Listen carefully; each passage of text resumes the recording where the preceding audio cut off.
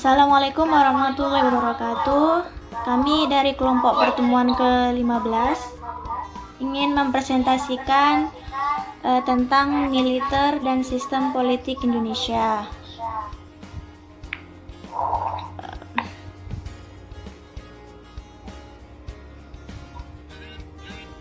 Nah, sebelum itu kami ingin memperkenalkan diri kelompok kami.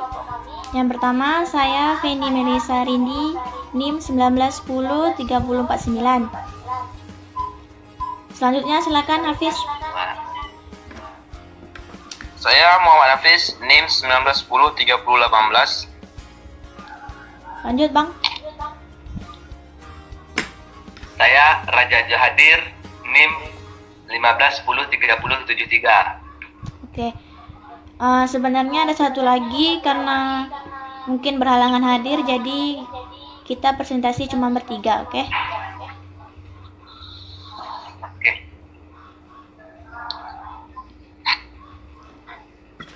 Nah, seperti tadi kita akan ngebahas tentang militer. Nah, kita mengetahui bahwa militer itu merupakan sebuah organisasi yang paling sering melayani kepentingan umum tanpa menyertakan orang-orang yang menjadi sasaran usaha-usaha organisasi itu. Nah, dalam penjelasan ini kita akan membagi beberapa subbab yang nantinya akan dibahas satu persatu. Yang pertama yang akan membahas yaitu Hafiz. Pada Hafiz dipersilakan. Pada awal tahun 1945, dalamnya itu terdapat dalam Undang-Undang Dasar 1945 dengan jelas menyatakan bahwa Indonesia menganut konsep supremasi sipil atas militer. Pada pasal 10 konstitusi di sana dengan jelas disebutkan bahwa Presiden memegang kekuasaan tertinggi atas Angkatan Darat, Angkatan Laut, dan Angkatan Udara.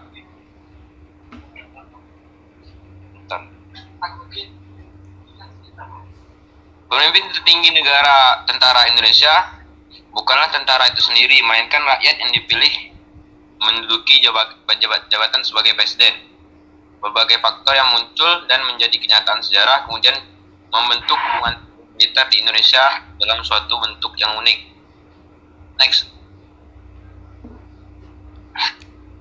Politik pada masa 1945 sampai 1949. Sejarah di mana tentara memainkan peranan politiknya adalah dikala Belanda mendarat di Indonesia untuk melaksanakan agresi militer yang kedua. Presiden Soekarno kemudian memerintahkan tentara melalui Sudirman untuk tetap berada di Yogyakarta sebagai suatu keputusan politik. Namun sebaliknya, tentara menolak perintah tersebut dan memilih untuk meninggalkan kota dan melakukan perang gerilya. Yang kedua, tentara memainkan peran politik sentral ketika Soekarno dan Hatta ditangkap oleh Belanda pada masa agresi Belanda yang kedua. Dan pada saat itu lembaga politik lainnya yang dapat memerankan peran politik melawan kolonial Belanda, praktis tentara adalah tinggal satu-satunya kekuatan yang tersisa. Kemudian TNI atas dasar pertimbangan situasi mengambil alih peran politik tersebut dan secara aktif kemudian mengambil keputusan politik dalam perjuangan menghadapi Belanda. Next. TNI, Tentara Nasional Indonesia, sebagai kekuatan politik setelah jatuhnya Kabinet Ali. Pada tanggal 13 Juli 1955, Menteri Iwakusuma Sumantri mengundurkan diri, sehingga mengakibatkan krisis politik yang dimiliki yang demikian hebat dan memaksa Ali Sastroamidjojo menyerahkan mandatnya kembali kepada Presiden Muhammad Hatta pada tanggal 24 Juli 1955. Apabila dilihat dari mekanisme sistem politik, Kabinet Ali jatuh karena partai politik dan parlemen. Dan pada hakikatnya momentum jatuhnya Kabinet Ali adalah karena Angkatan Darat, dan sejak saat itulah Angkatan Darat secara de facto merupakan suatu kekuatan politik yang mulai aktif memainkan peranannya. Next. Munculnya militer sebagai kekuatan politik pada masa transisi 1957-1959. Pada masa transisi ini, kehidupan politik di Indonesia ini dipimpin oleh Mayor Jenderal Ahmad Nasution sebagai KSAD, menitikberatkan tindakannya untuk mengurangi dan bahkan menghilangkan kerapuhan politis yang merupakan kelemahan yang ada pada TNI. Jenderal Nasution ini menitikberatkan usahanya untuk mendapatkan legitimasi atau dasar hukum bagi TNI untuk melakukan peranan-peranan non-militer dalam politik yang selama ini belum dimiliki TNI. Pada Oktober 1956, Presiden Soekarno menawarkan alternatif sistem pemerintahan demokrasi terpimpin yang merupakan konsepsinya sendiri yang kemudian pada tanggal 21 Februari 1957 Soekarno mengemukakan konsep di hadapan pimpinan organisasi sipil dan militer di Istana Negara. Oke, selanjutnya untuk Bang Raja ya. Oke, kepada Bang Raja dipersilakan. Tunggu Kak ya.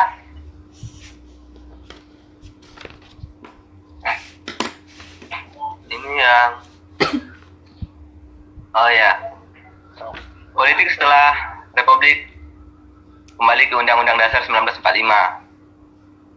Pada sidang tanggal 21 sampai 23 November 1958, Dewan Nasional menyetujui TNI diakui sebagai golongan fungsional Angkatan Bersenjata Republik Indonesia. Dewan Nasional kemudian mengambil keputusan untuk kembali memakai Undang-Undang Dasar 1945 sebagai sistem pelaksanaan demokrasi terpimpin nantinya, dan keputusan ini lalu diajukan kepada Kabinet Juanda pada tanggal 19 Februari 1959. Kabinet dengan suara bulat menyetujui keputusan tersebut serta mengucapkan keputusan kembali ke Undang-Undang Dasar 1945 di depan sidang Pleno DPRD pada tanggal 12 Maret 1959. Dengan dukungan dari TNI, Presiden Soekarno pada tanggal 5 Juli 1959 mengeluarkan dekret yang antara lain menyatakan pembubaran konstitusional dan pembelakuan kembali Undang-Undang Dasar 1945 setelah UU DS 1950 dinyatakan tidak berlaku lagi. Akhirnya dengan dikeluarkannya dekret Presiden 5 Juli 1959 ini dapat dikatakan bahwa tujuan yang terkandung dalam peristiwa 17 Oktober tercapai di sini. Oke, lanjut. Next. Militer secara kelembagaan atau individu terlibat dalam berbagai kegiatan seperti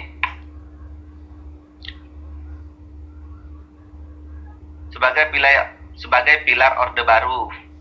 Duduknya TNI di DPR melalui jalur pengataan meskipun bukan partai tetapi disarankan atas suatu DPR MPR Republik Indonesia yang mengesahkan kedudukan tersebut sebagai stabilisator dan dinamistor. Kehadiran politik TNI diwujudkan melalui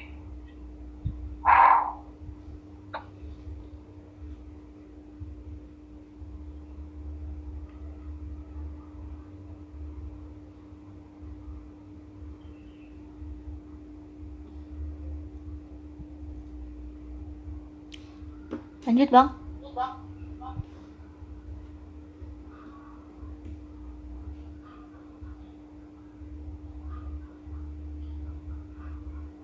Sinyalnya nih Pen ya. Kayaknya. Sambungan. Dengar gak? Oke. Dominasi perubahan dalam dua fungsi ABRI memang berada pada Angkatan Darat. Hal tersebut terjadi karena sejarah panjang politik di Indonesia. Doktrin berfungsi, yaitu fungsi sebagai kekuatan sosial politik dan fungsi sebagai kekuatan pertahanan dan keamanan.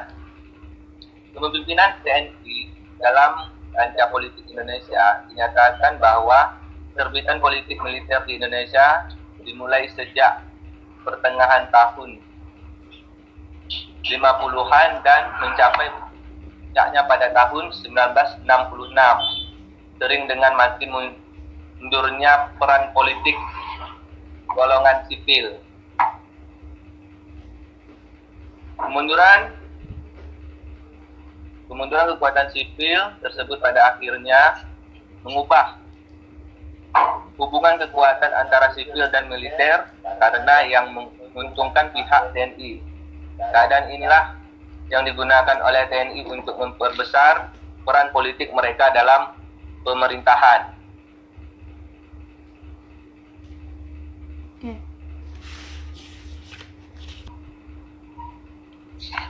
Okelah, saya melanjutkan yang dari Bang Raja Johadir dikarenakan sinyal di tempat dia tidak begitu bagus untuk melanjutkan di via Zoom. Militer dalam politik pada era reformasi. Tuntunan masyarakat mengenai dihapusnya dui fungsi akhirnya bertemu dengan pemikiran reformasi yang berkembang dalam TNI melalui tinggalnya 4 paradigma baru.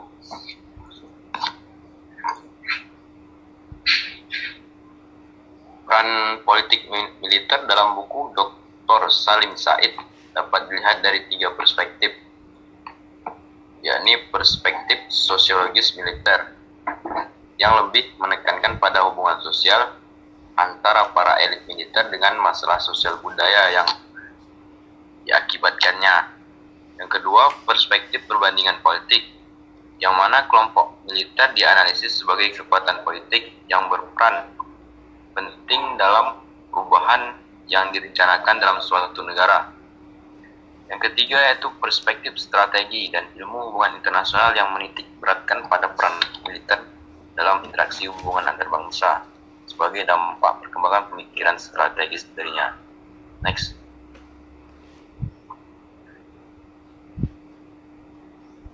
Hapusnya dui fungsi ABRI.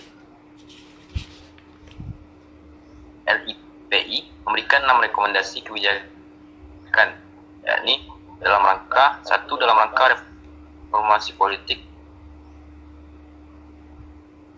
dengan semakin mapannya lembaga-lembaga politik dan sipil. ABRI perlu menitik beratkan perannya secara strategis dan mengurangi keterlibatannya dalam politik praktis dan kepartaian. Yang kedua, dalam bidang sosial ekonomi. Jika keterlibatan ABRI dan rakyat di masa lalu bersifat fisik, ini harus ditujukan kepada tantangan yang lebih abstrak, seperti meningkatkan demokrasi, menanggapi masalah kemiskinan, kesenjangan sosial, dan masalah hak asasi manusia. Yang ketiga, dalam pemerintahan, peran sosial politik ABRI atau dui fungsi diperlukan untuk mendorong dinamika penyelenggaraannya. Kemudian kehadiran ABRI di dalamnya hanya dimungkinkan pada cabang pemerintahan yang memerlukan penanganan keamanan. Next. Keempat, ABRI diperlukan untuk meningkatkan efisiensi pelaksanaan politik luar negeri. Yang dimaksudkan di sini yaitu perlunya ABRI secara militer menjadi sangat kuat sehingga negara asing tidak tergoda untuk memandang enteng negara ini, terutama ketika memiliki masalah dengan beberapa negara tetangga dalam urusan tapal batas. Yang kelima, peran sosial politik ABRI diperlukan untuk mempercepat proses pengembangan sumber daya manusia di negara Indonesia yang dihandal dalam kompetisi internasional. Caranya dengan menciptakan iklim yang kondusif terhadap daya cipta dan daya saing. Sambung. Lanjut kan? Tak dengar kan? Ya, selesaiin dulu Hafiz yang nomor 6, Hafiz.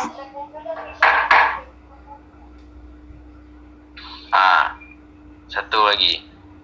Peran sosial politik ABRI diarahkan untuk membantu proses penegakan hukum dan pemberdayaan masyarakat. Silakan Bang Johajir untuk menyambung kembali. Ini apa pengaruh militer dalam sistem politik Indonesia?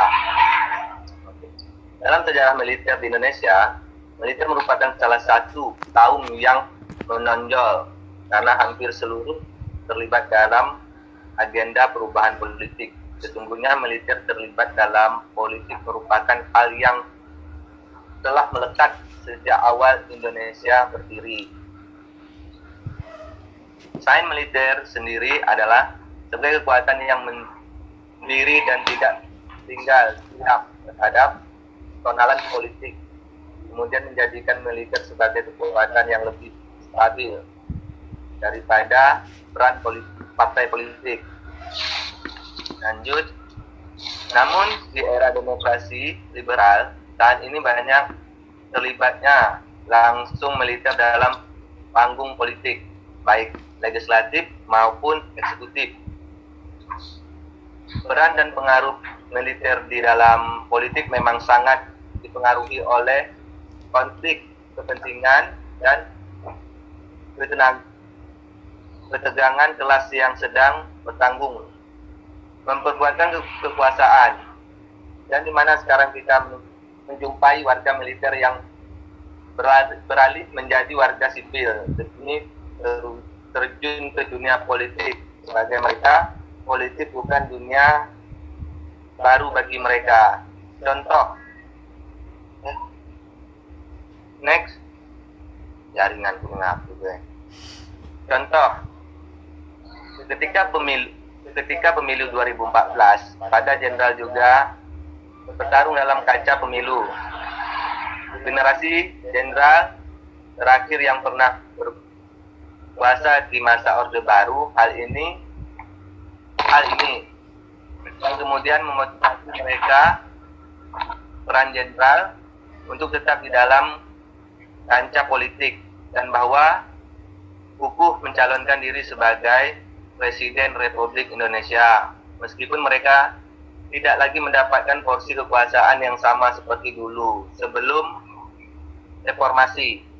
Salah satu contohnya, Partai Hanura didirikan bertujuan untuk membawa Wiranto menjadi presiden. Partai Gerindra didirikan khusus untuk menelusurkan Jenderal Prabowo menjadi presiden. Partai Keadilan dan Persatuan Indonesia (PKPI) sebagai mesin politik Wisono dan Partai Demokrat untuk jelas SBY yang akhirnya berhasil mengantarkan menjadi presiden Indonesia 2 kali periode. Oke, terima kasih kepada Bang Raja dan Hafiz. Seperti yang dijelaskan tadi bahwa kesimpulannya itu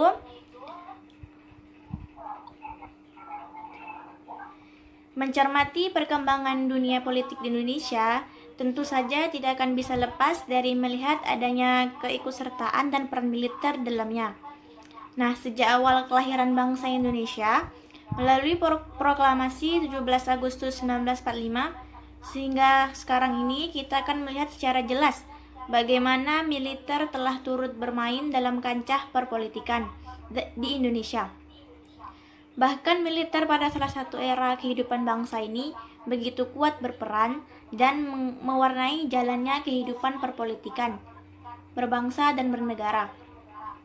Nah, seperti yang dijelaskan tadi, sebagai contohnya, keberadaan Dwifungsi ABRI adalah salah satu bukti nyata dari adanya keikutsertaan militer dalam dunia perpolitikan di Indonesia.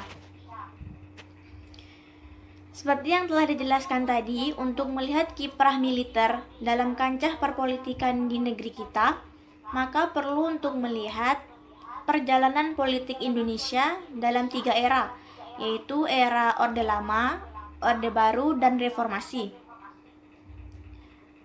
Orde Lama yang berjalan dalam kurun waktu tahun 1945 hingga tahun 1966, di mana pada kurun waktu inilah TNI membentuk dirinya sendiri, kemudian menempatkan dirinya di dalam pergaulan sipil militer di tanah air.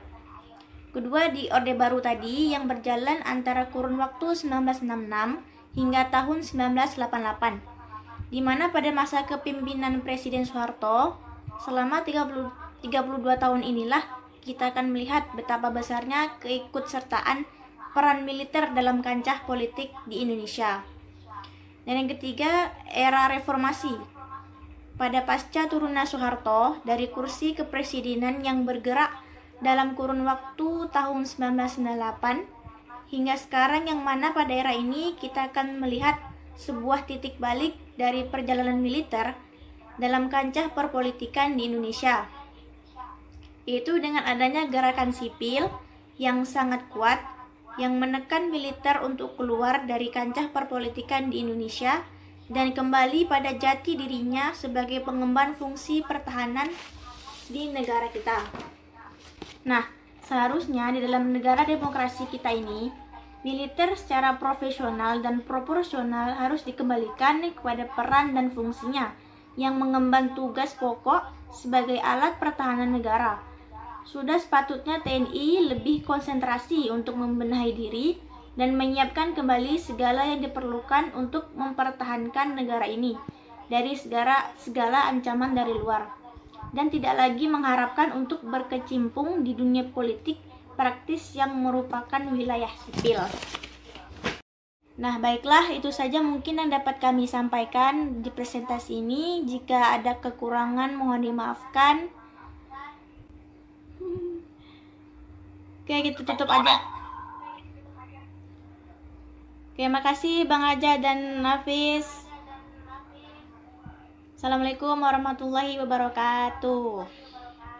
Waalaikumsalam warahmatullahi wabarakatuh.